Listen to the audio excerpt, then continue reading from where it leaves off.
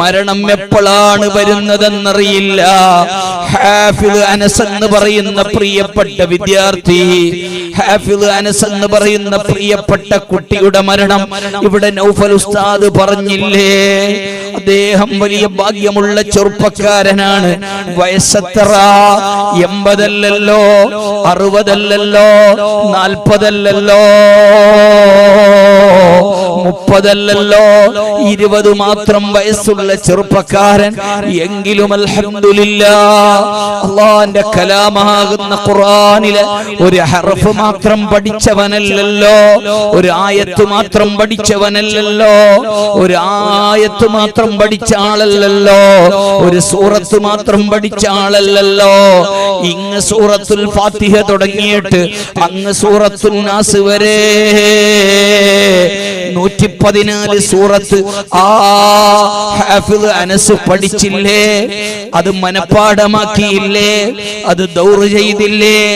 ആ ആയത്തുമായി ജീവിതത്തിന്റെ നിഖില മേഖലകളിലും കരൾ സംബന്ധമായ രോഗത്തിനടിമപ്പെട്ട് ആഴ്ചയിൽ 2, 3, 4 ഡയാലിസിസ് നടത്തുമ്പോഴും മരുന്ന് കഴിക്കുമ്പോഴും ട്രീറ്റ്മെന്റ് നടത്തുമ്പോഴും പൈപ്പുകൾ മാറ്റുമ്പോഴും രോഗത്തിന്റെ കാഠിന്യം കൊണ്ട് സഹിക്കവയ്യാതെ ബുദ്ധിമുട്ടുമ്പോഴും ആ കുട്ടി ആയത്ത് രസമായി, ആയത്തുകൾ രസമായി, സൂറത്തുകൾ ഹരമായി, ജുസുകളൊക്കെ വലിയ സന്തോഷമായി ഹാഫിദ് അനസ് കൊണ്ട് നടന്നില്ലേ?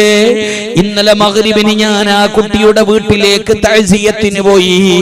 ആ കുട്ടിയുടെ ജ്യേഷ്ഠൻ ദാറുൽ അശ്ശരിയിൽ പഠിച്ച ഒരു റിളവാൻ ഹിമമി സഖാഫി അശ്ശരിയിൽ എൻ്റെ അടുത്ത് പഠിച്ച വിദ്യാർത്ഥിയാണ്.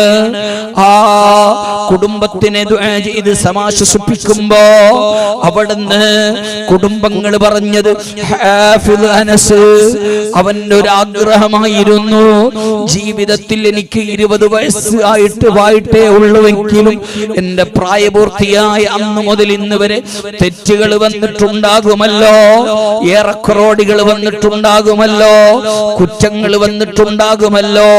ഒരു നിലയിൽ വർഷങ്ങളോളം രോഗവുമായി ബന്ധപ്പെട്ട ആ ചെറുപ്പക്കാരന്റെ ജീവിതത്തിൽ വലിയ ദോഷങ്ങളൊന്നും വരാൻ സാധ്യതയില്ല.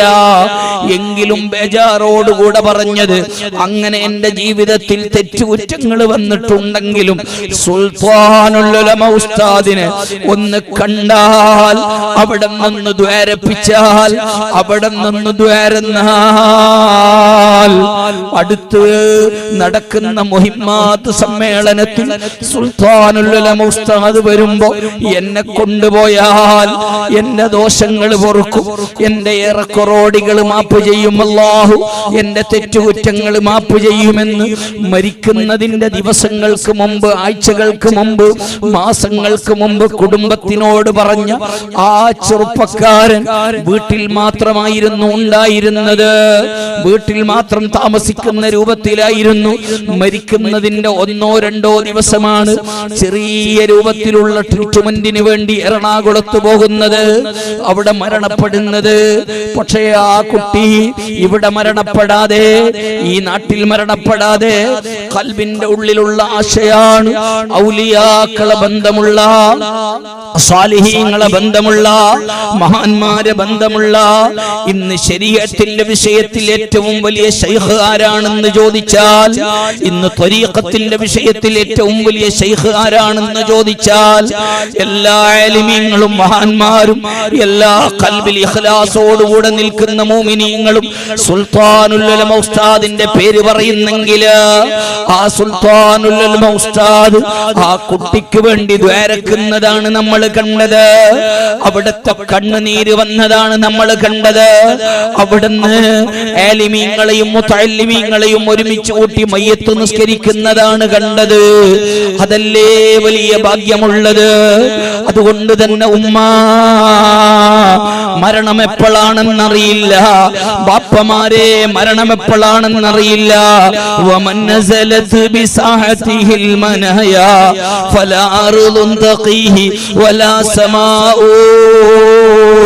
ഒരു ആകാശത്തിനും മരണത്തിനെ തടുക്കാൻ കഴിയില്ലല്ലോ, ഒരു ഭൂമിക്കും മരണത്തിനെ തടുക്കാൻ കഴിയില്ലല്ലോ, ഒരു കോട്യാധിപതിക്കും മരണത്തിനെ തടുക്കാൻ കഴിയില്ലല്ലോ, ആർക്കും മരണത്തിനെ തടുക്കാൻ കഴിയില്ലല്ലോ.